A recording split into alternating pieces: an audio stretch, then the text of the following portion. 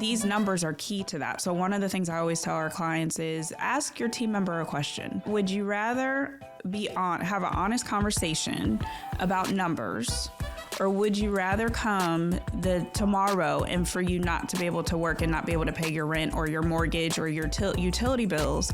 And I'm pretty sure they would say, please show me the numbers so that way we can stay in business. I can continue to pay everything I need to pay. Welcome to CEO Conversations, the private practice podcast. I'm your host, Brandy Mabra. It's time to show up as a confident leader to create a practice and life you love.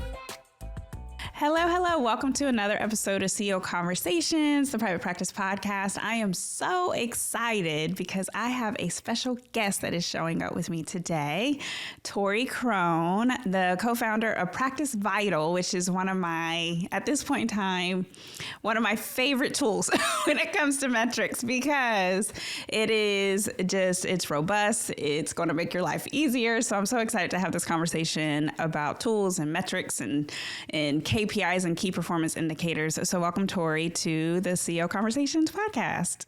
Thanks so much for having me. Absolutely.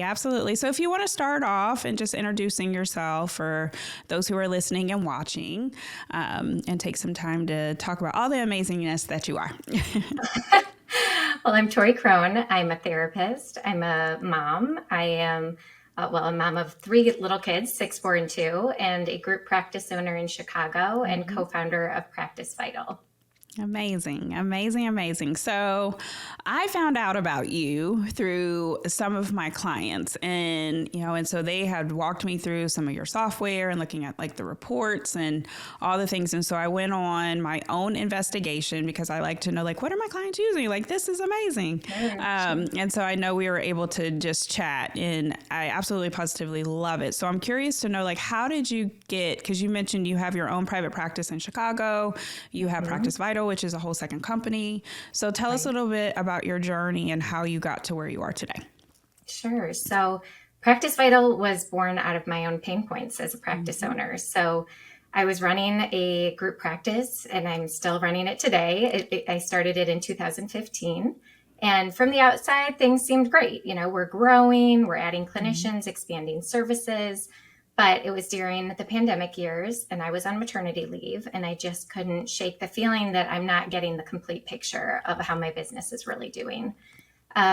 So many of my decisions were based on gut instinct, and I just didn't have a great sense of how the full picture was looking. So I had a lot of questions that I couldn't answer as well, and I was seeing the same questions echoed throughout all Facebook groups among practice owners.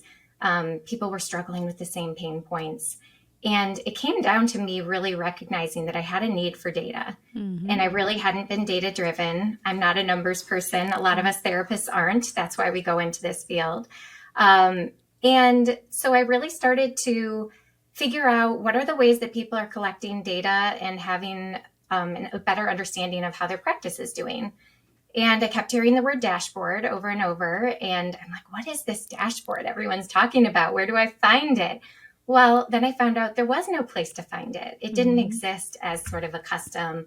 There wasn't a tool out there that was a dashboard. So really everybody was kind of doing their own DIY dashboard, and it just seemed complicated. I took my best shot at it, and I started to do Excel spreadsheets, enlisted the business folks in my family who are better at pivot tables and know how to do all of that. I had these numbers, but then it was sort of, what do I do with it? And there was a lot of shortcomings of having data in a bunch of different spreadsheets. There was kind of disjointed information, some information here, some information there.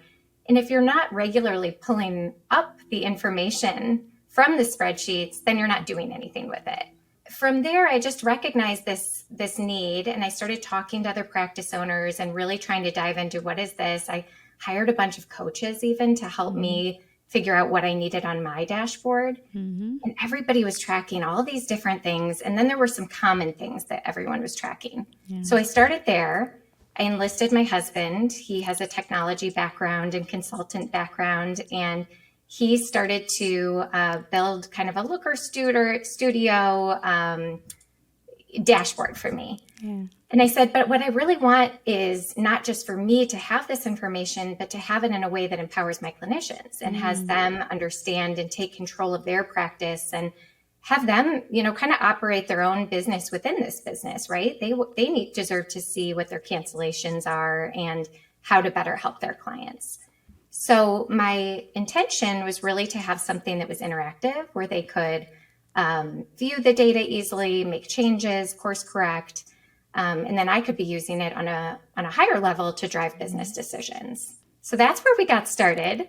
The next step was sharing this idea with two of our family members. So my husband Brendan's first cousin, Madeline, is now one of our co-founders, and she was just at the point where she was leaving her position at a big marketing agency in Chicago and kind of looking for something to do a little bit part-time. So she started to help with this. And then her husband is our software engineer, and he started to build the next version of the tool.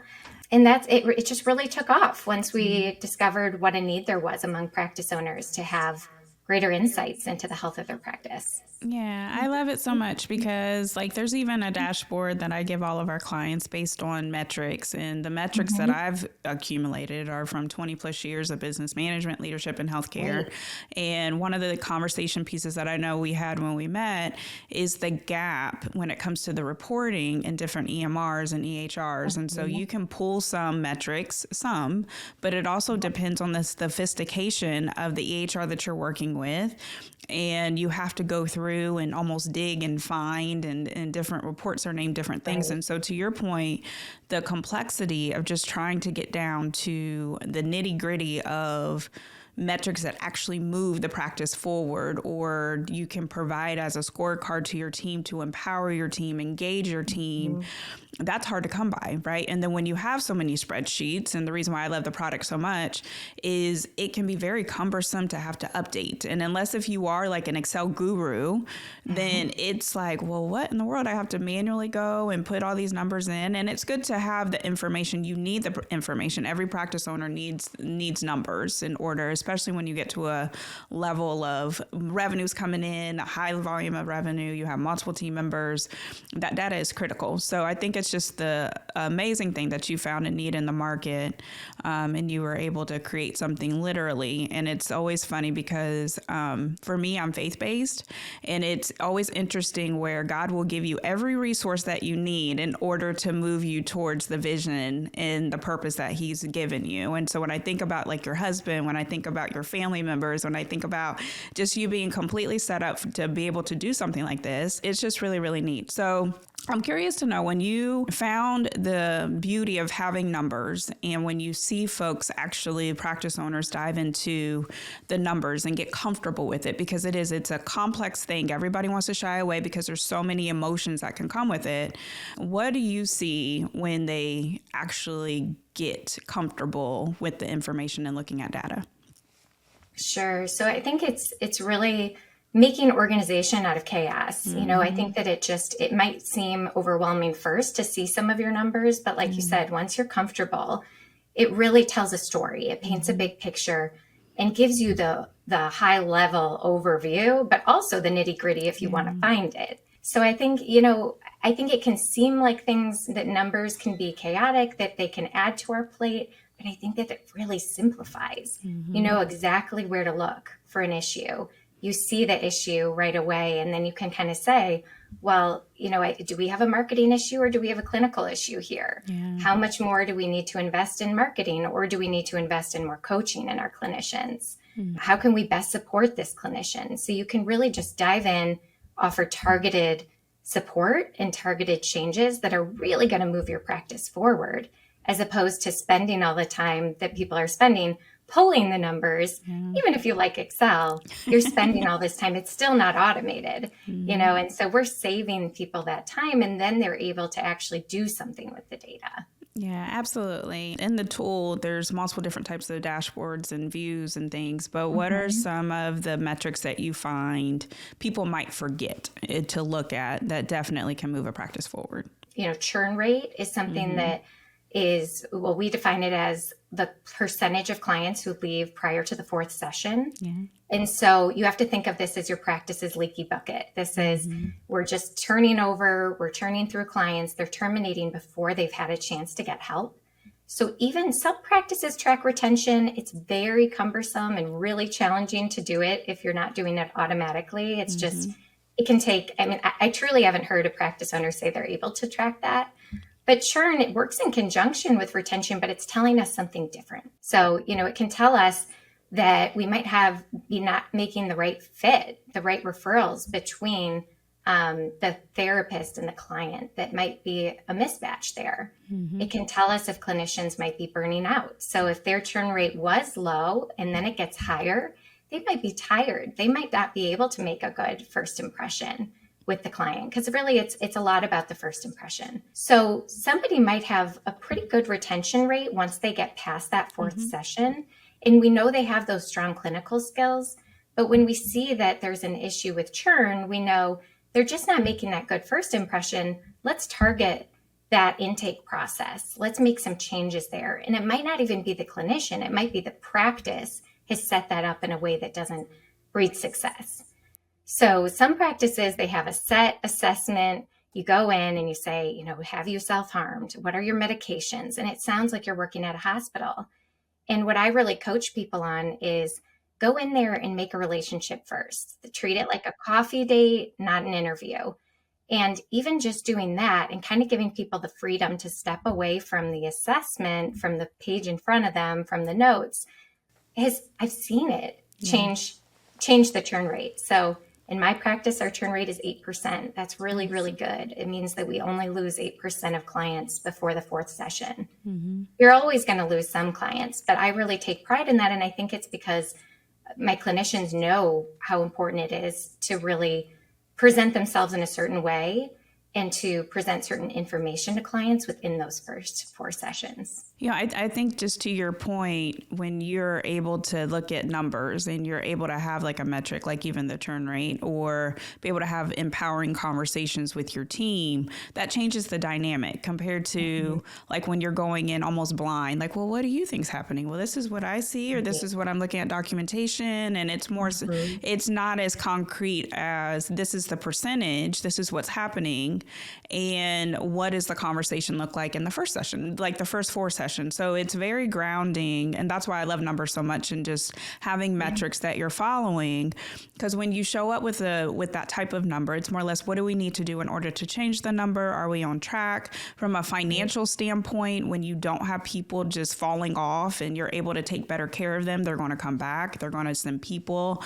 I get great care here. And there's just so many benefits to it. So I always tell people, if you're nervous about the emotional things that are going to happen when you start to sit down and look at your numbers, the empowerment that comes with that, it's a game changer, and it's actually going to help you to have more time, to make more money, to make a bigger impact, to help people in a more deeper way, especially when you have team members, because you're at the subjectiveness of, well, this is what I've been learned, or this is what I've learned. This is how I practice. This is what I've seen, compared to this is the goal that we have for this percentage rate to be at this percentage. And then you're able to lead from that. So I'm curious to know, when you first introduced numbers inside of your practice and was showing up with this information, I know with our clients, their team sometimes is like, well, we haven't really looked at numbers this way, or, or just some of the feelings that can come up. How have you been able to navigate that? Sure. Yeah. And it's one of our most common questions that we get, because I think therapists are feelers first. That's how we got into this field, right? We weren't drawn to numbers. We care about people. We want to make our teams happy. We want our clients to be happy. We want everything to be good. And so I think people are really afraid of having some of those conversations, and they're afraid to seem too money focused or too numbers focused, too businessy, right? Yeah. It seems like it's counter. I don't see it as counter. I see it as 100% aligned, right? If our business thrives, then all of our clinicians thrive, and then our clients thrive. So we're not helping anybody if they leave before the 4th session.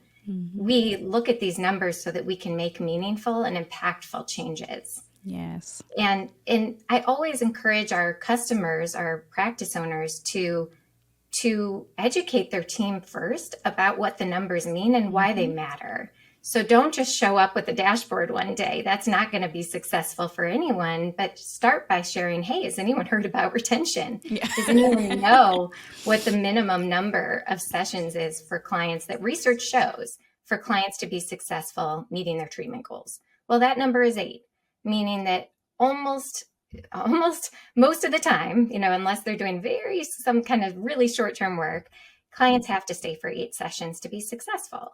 So if we don't know that and our clients don't know that, then how are we helping them, right? We're flying blind. We're doing our best. We're trying our best, but they don't even know that they're supposed to stay for 8 sessions.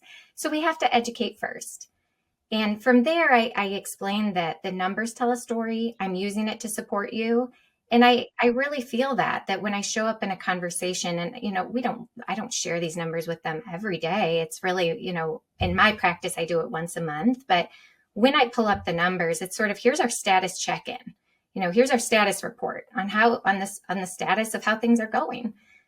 Do we have enough clients for you? I want to make sure I have enough referrals. If we don't, I need to be out there hustling. I need to be out there doing more outreach. So that's on me. Are you hitting your utilization goals? Well, if you're not, maybe I can give you some key insights that would be useful, like how many sessions you need to be booking each week and how to account for an additional percentage based on your unique cancellation percentage. And then all of it clicks because they have the visuals in front of them. And it really makes sense. This is all here to help us run a better practice and ultimately serve our clients. To your point, it's because I think what I know even from some of our clients, and as you know, I work with clinicians in multiple different types of specialties, right? And so it does not matter specialty, it doesn't matter with the team member. Everybody wants to know why, like what is the purpose? Why are we having these conversations? What does this mean for me? And to your point, we're all heart-centered, right? We're in healthcare. We want to take care of people. We want to make sure people are well at the core of who we are. And with that, we have to be responsible, right? And so in order for the business to stay in business, these numbers are key to that. So one of the things I always tell our clients is ask your team member a question. Would you rather have an honest conversation about numbers, or would you rather come tomorrow and for you not to be able to work and not be able to pay your rent or your mortgage or your utility bills? And I'm pretty sure they would say, please show me the numbers so that way we can stay in business. I can continue to pay everything I need to pay and I can continue to show up for my clients and patients. So at the end of the day, it's just having a very real, authentic, transparent conversation of the business side of your practice, because if you don't, and the flip side of what I've seen and what hurts my heart is where businesses go out of business, right? Practices go out of business because the owner wasn't concrete in what the numbers are or what the story of the numbers, or didn't have the data, or was nervous to pull the data, or didn't make time to look at the data, even if they had access to it, right? So all of it as an owner, it's your responsibility, especially when you have team members, to do the right thing, get out of your feelings, make the time and look at this. So that's why with tools, and even our conversation prior was every specialty in healthcare. Like I know this tool is more meant for, private practice therapy, private practices, but at the end of the day, medical clinics need this type of information. Wellness clinics need this type of information. Like it's such a powerful, powerful tool. So Tory, you mentioned churn rate, which is a really, really big metric. And I loved everything that you said about it and just how insightful it is when moving the practice forward. What are some other metrics that you think are missing that practice owners need to look at? Yeah, so most of them tend to look at the productivity or just sessions per week, but they're not really looking at the rolling averages. So weekly snapshots don't give you that sense of the averages over time. Clinicians then come to you at the end of the year and they think, oh, I didn't hit my financial goals, or I need a raise. And if you look back, you can say, well, if you were averaging 20, actually you'd hit exactly what you're asking for. And that is the expectation in the practice. So being able to see that on a regular basis rather than these kind of snapshots of 0, 1 week because you're on vacation. People just don't have a sense of the big picture. So that's one of them. And then another one that very few people are tracking is the average number of sessions per client with each clinician. So, and then practice-wide as well. So if one therapist's average is 6 sessions per client and another one is averaging 20 sessions per client, that's worth exploring. We want to know, is one treating more short-term, doing a different kind of modality that's bringing that about? If they're doing the same modality, how are they doing it differently?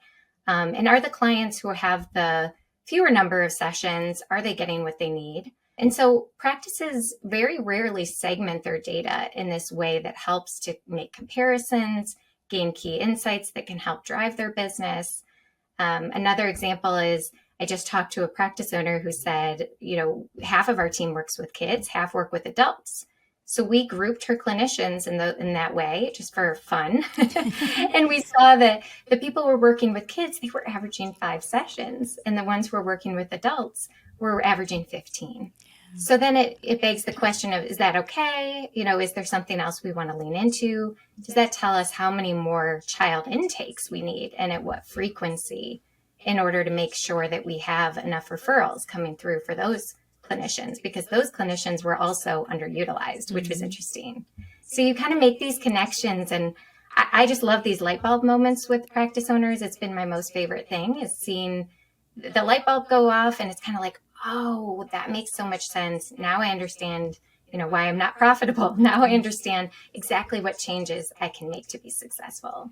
Yeah, I love this so much. And, I know that we could spend hours talking about the metrics and the operations piece. And to your point, one of the things that I love that you said is, and what drives me crazy, especially in my clients who are therapists, they know anytime they come and they say, well, they have 6 clients. I was like, that means nothing to me. Nothing, because 6 clients doesn't mean that they're coming every single week. It doesn't mean sessions. Sessions is the metric that you want to track, because sessions you can do something with. Sessions is what drives the revenue. Sessions is what you get paid for, compared to if a person comes on a weekly cadence, monthly cadence, bi-weekly cadence, that's not predictable. So to your point, even with the churn rate, you can look at that. But at the same time, it's the sessions that matter. So just to hear you say where you can look at the average amount of sessions, where you're comparing amongst providers, because you can develop best practices, especially when it comes to clinical guidelines and all the things when you start to dig into this stuff. So that was just a breath of fresh air to hear you say sessions and not just clients. And as you know, the caseload matters, absolutely, because you want to see panels grow and everything else too. So that's a metric to look at. But when we're really trying to drive revenue and we're trying to drive change, it's the sessions that can give you more information, I think, in a more appropriate way. I'm so glad you said that, because a lot of the practice owners come to us, and everyone, like I said before, has their way of doing things. Mm-hmm. And they'll say to me, we encourage them to have 30 bookings a week. And then somebody else says 30 openings a week. And somebody else says they have to have 30 completed sessions a week. And so everybody's doing things in a million different ways. Mm-hmm. And I think PracticeVital, actually, some of the beauty of it is it streamlines that. Yes. And it actually teaches the practice owner the most efficient way of doing something, mm-hmm. and the way that will work best over the long run. And so sometimes people come in with their way of doing things, and I thought, well, have you thought about doing maybe a flat hourly rate, because we can do payroll through here in about 4 minutes. And they go, oh, so we're helping them do things easier, mm-hmm. for their practice across the board. And I'll say, well, let's just focus on the completed sessions per week, right? We do care about a caseload, because we want to know basically who are your active clients, but beyond that, like you said, they could be coming once a month. Yes. This person could be coming once a year. So I don't really care about the caseload. Mm-hmm. What if we focus on completed sessions? And then they're like, oh, so I don't have to tell them how many openings they need to have. And I'm like, not really. What if we just stick with a few simple things to make it easier on the therapist? Tell them exactly, this is how many you need to complete. And using the data, we can also say how many you need to schedule. Mm-hmm. Done. So I'm seeing them make these changes that really have a bigger impact. And they say, this is just making things easier. on so many levels. Yes, yes, because it's like you don't want to look at all the metrics. There's not enough. Like you don't want to be analysis by, or what is it? Paralysis by analysis. Right, Totally. right. Like you don't want to Yeah. be where you're just like, I don't even know what to do. You just need the metrics that are going to move the needle, and it doesn't Right. require 50 million of them. And that's the part too that I like is these are the ones that matter. The metrics that matter is what I always say. What are the metrics that matter?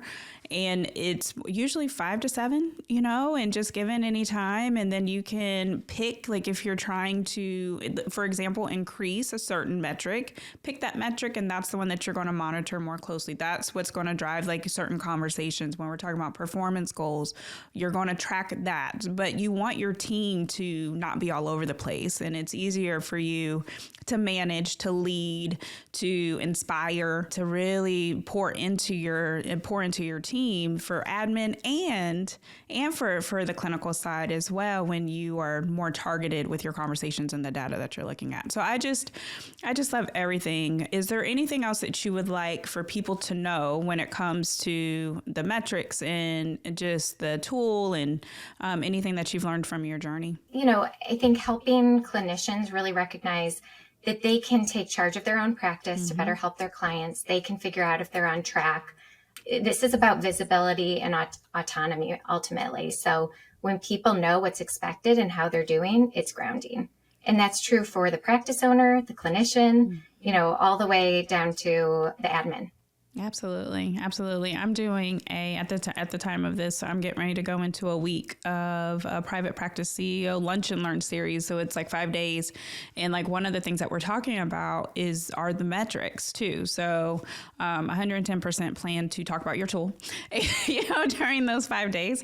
But it's important to just, again, take the time that you need to understand the data, to get comfortable with the data, to track the data, to have goals when it comes to the data. So don't just say, and I think what some folks will say is like, oh, we're at 10% or, oh, we're at X amount, and not know, is that good? Is that bad? Is that what you planned on having for this month? Was there a certain goal that you wanted to hit by the end of the quarter? Was there a certain place that you wanted to be by the end of the year? So having not just not knowing the numbers, but also what are the goals for you and your practice when it comes to just what's best practice, what makes sense when it comes to the specialty. I know within your tool, there's key things that you have against industry standards and all of that, which I think is important as well. We do. We have it built into the tool, so it's very clear where you should be shooting for or where you could be shooting for. They're also customizable, so if somebody surpassed that goal, they could set a new goal for themselves. But I think that takes away a lot of the guesswork because everybody says to me, what is a good retention rate? We say 70%. So 70% or more of your clients are staying for 8 or more sessions. And then we're gathering data that's never been gathered before. We have over 350 practices all across the country of all sizes, insurance-based, self-pay based, psychiatry, every different kind of modality within that. And we're able to take all of that and say, what is normal in this part of the country? What is normal for insurance-based practices? So that's something we're really excited about, is sharing that data. And on every call I'm on, people have those questions. They say, well, is this possible with a self-pay practice? Can we get past 6 sessions retention? And I say, well, there is a practice who is able to do it, or, it is possible and it might take some work. But I think just remembering that the numbers are empowering. And I met with a practice owner yesterday, and she looked a little sad when she first saw her numbers. And by the end, she had a big smile. And I think it was because it's hard to see where you're at. But I think having some hope around, now that I know exactly what's not working, I can actually make change. I can now be more profitable. Like, this now explains why I'm, losing money, and I'm seeing 25 clients a week just to support the practice. So many practice owners are doing that. So we want we want to help people recognize that there is a way to move forward and set those goals, like you said. Yeah, absolutely. Like you don't have to sit there and suffer. And there is a solution to the problem. Absolutely. But you have to know what is the problem in order to diagnose the problem and then get to the root cause of the problem in order for you to fix anything. And I know for my mission, it's to keep practices in business, especially when they get to higher levels of revenue and they have multiple team members and things become more complicated.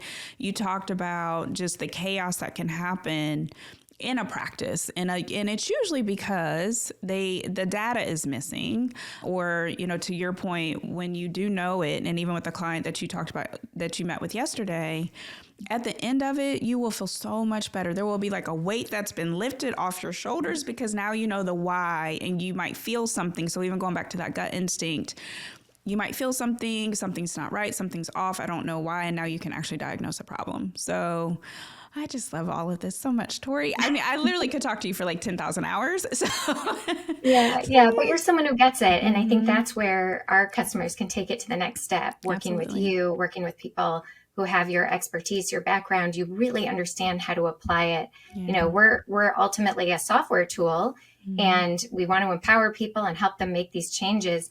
But it's hard for us to hold their hand through it. Exactly. And, that's where coaches come in, and we want those partnerships to really help them execute it. Yeah. Because if not, it's just a number on the page. That's all it is. So right. Yeah. Right. What do you envision when it comes to PracticeVital and how you want to continue to help? Well, and I love that question. And to your point, all different verticals, I guess you could say, are in need of this information. And we had somebody who's a physician with a very large medical practice reach out recently, and they're on Epic, and they said, we need this. Can you build this for us? And so that's something we're looking into, as to how can we support people in additional industries with some of this. We're looking at ways to incorporate more people in the practice as users of PracticeVital. So ultimately, the ability for clinicians to, view it automatically, for supervisors to have more key insights. They already are able to do that, but kind of more where they can just see the insights about their immediate team. And then looking for a lot of ways to continue to support practice owners in additional ways. So people want more coaching. They want to take it to the next level. They want to understand even more how to use this. So we're trying to partner with other coaches and, businesses that can really support our customers. Yeah, absolutely. Absolutely. It takes a village, at the end of the day, and at every stage of business growth, there's a new stage that there's a new skill set that you have to learn. I always say, like, the team that I had at 3 compared to the team of 100 plus with multiple locations was a completely different skill set, compared to in my early days where I was a practice manager all the way up to the C-suite. Different things. And plus 2, you're looking at different numbers along the way as well. So I'm excited just to see how the product evolves. I'm excited for people to really be able to tune in and be able to have access to this type of information. I'm curious to know how can people get in touch with you, Tory? Sure. They can reach us at PracticeVital.com. And we can set up a time. I encourage people to do that even if they're not sure if they're ready for that next step, because we can really show them just more valuable insights about metrics in general and how it can help them run a more intentional, informed practice, data-driven practice. So even if you're not sure if you want to take the leap, just get in touch. We're happy to have conversations. Yeah. Amazing.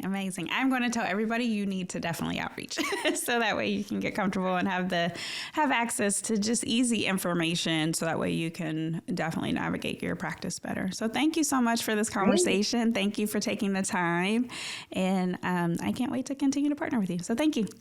Thank you. Thank you so much. Yeah, it's clear you really get it, and we're excited to partner with you as well. Yeah. Awesome. Thanks for listening today. I hope you enjoyed the episode and it empowers you as the CEO of your practice. If you enjoyed the podcast, please make sure you subscribe, share the message, and leave a review. If you want more information and support in growing and scaling your practice, click the link in the show notes to take advantage of our free resources or apply to work with me directly. Thanks again, and I'll see you next time.